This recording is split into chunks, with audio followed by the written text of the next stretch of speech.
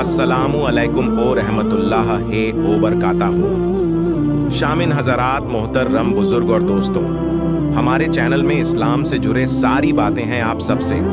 हमारी गुजारिश है कि हमारे चैनल को सब्सक्राइब और लाइक जरूर करें ताकि हमें खुशी मिले और सारे इस्लाम से जुड़े वीडियो बनाता रहूं। दिन की बातें।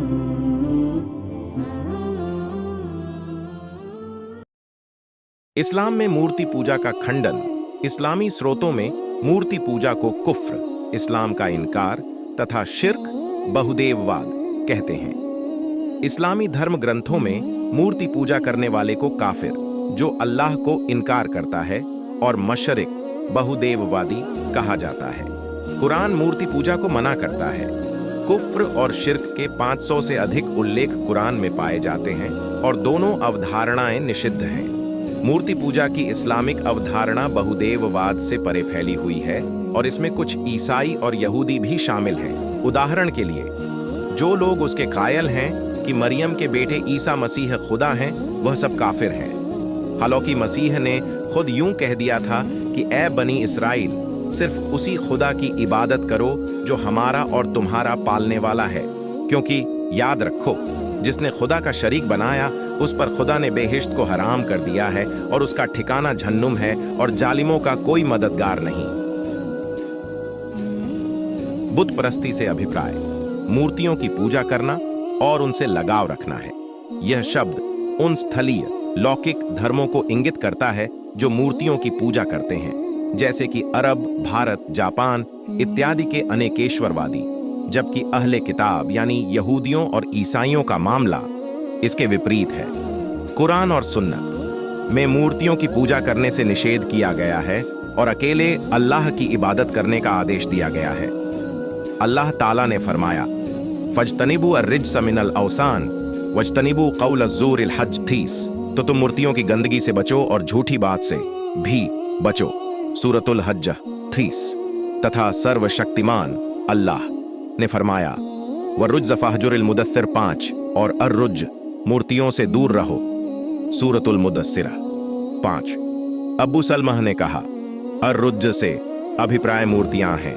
इसे बुखारी ने अपनी सहीह में किताबुत तफसीर अल्लाह के कथना वर्रुज्जा फहजुर के अध्याय के अंतर्गत मुअल्लकन रिवायत किया है।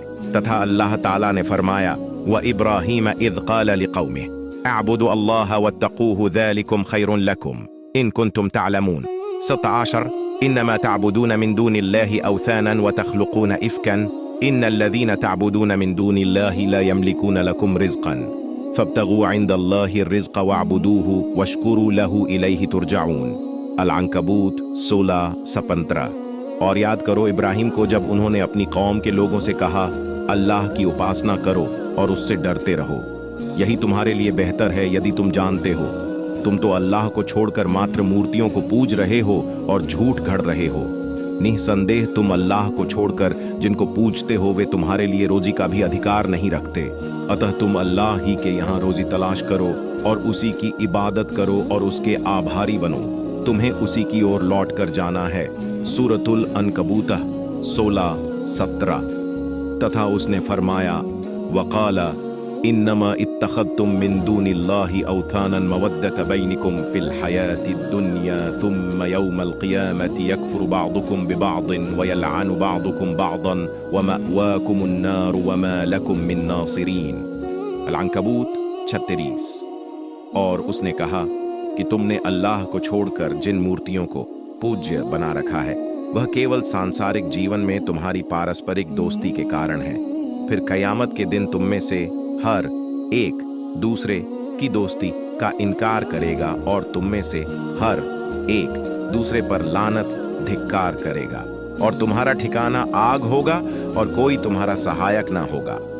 सूरतुल अनकबूत 36।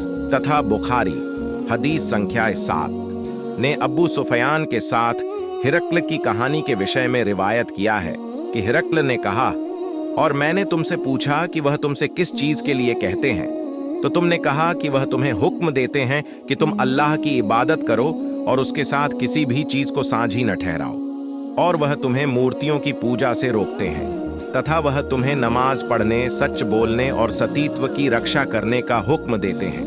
अतः यदि ये बातें जो तुम कह रहे हो सच हैं तो निकट ही वह इस स्थान का मालिक हो जाएगा जहां मेरे ये दोनों पांव हैं।